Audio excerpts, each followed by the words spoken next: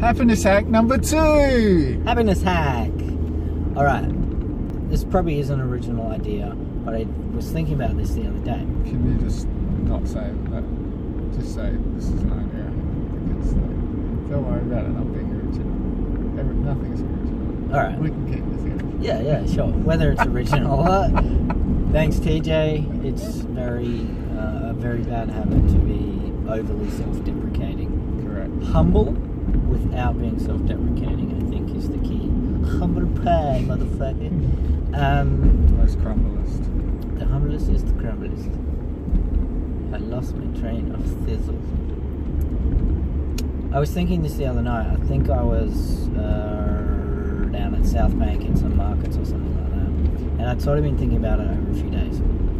I haven't done a lot of travel, but I've done enough travel to know that when you're in like a new place, new city, new country, new town, whatever, you sort of like... Well, your instinct is to get out and explore. Yeah, you really want to find new places to go, find the best places to eat. Yeah. You interact with people differently.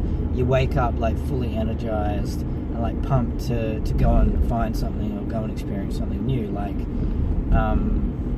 last year I had a layover in LA, and like I made sure I had a few days there because I'd never been there, and I was just like super pumped the whole time, and I reckon I saw the whole city in about 3 days, including like Santa Monica and stuff like that.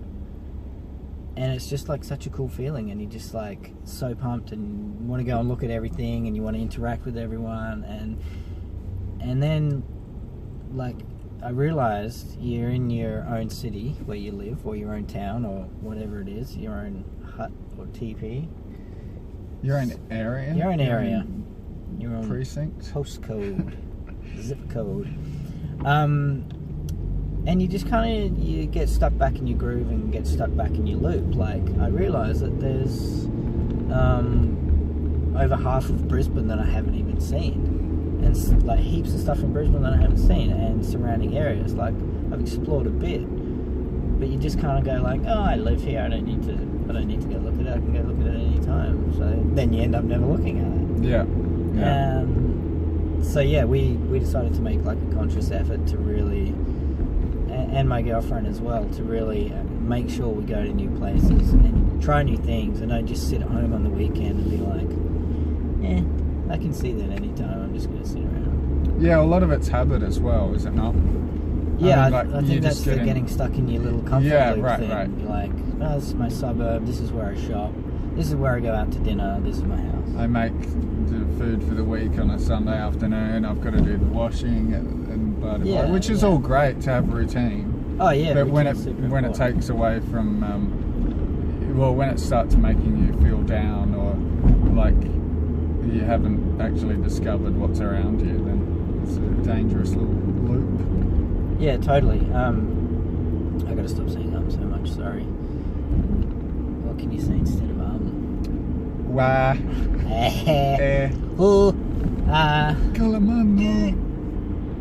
Yeah.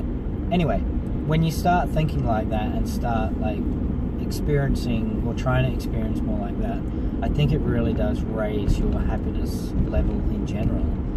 Just because you're more like pumped for the day, you're like excited to get out of bed rather than be like, I'm gonna sleep in another hour. Yeah.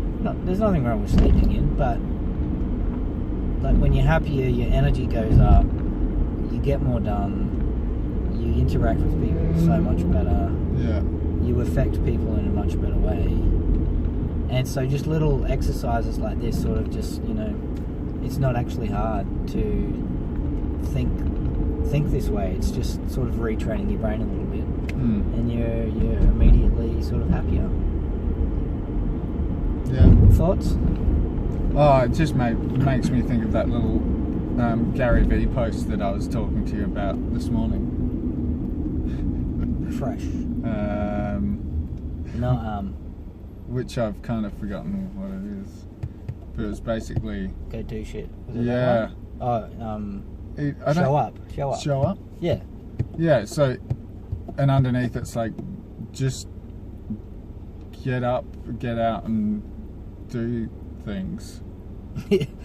Basically. Yeah. And I looked at it, and I was lying in bed, and I was like, just had a light bulb moment, and I was like, all right, yeah, good call. Fucking got out of bed. Yeah, I think it was saying do something that's going to benefit you, like something that you've been meaning to do that you haven't. Just fucking do it. Yeah. Well, it's that simple, right? Yeah. It's that simple. Yeah. It's as simple as going, click, I'm getting out of bed and I'm going to do something cool. Yeah, and so often I think even when you have these things dropped in front of you, like these editing opportunities or whatever. Yeah. It's easy to go, oh well, I'm doing stuff at the moment, or I've got to stick at what I'm doing, which is all great and fine, but actually, if something hits you like 3 or 4 times within a week, then it's like, yeah, maybe you should take notice of it. Yeah, interesting that you say that. My girlfriend sort of like calls it the universe, like giving you little nudges. Right, yeah. And you can probably watch this on one of her blogs, or vlogs. But like she's had experiences where the universe is giving you little nudges, and you're trying to push you, and it's generally the direction you want to go if that's where your sort of consciousness and thinking is anyway.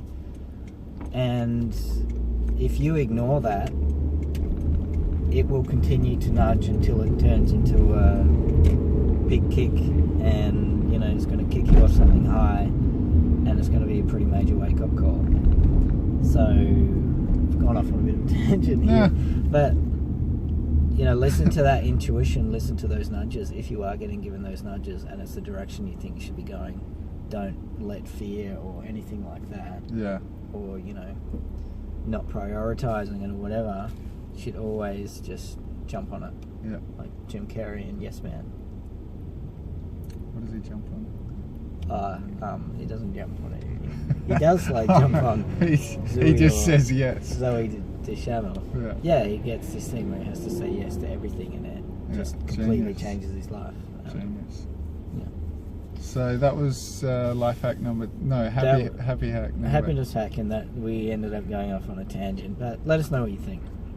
We're just like sprouting ideas and stuff. Yeah. We just like talking about this stuff. So if you guys do too, get on the comments, like and subscribe. Catch you later.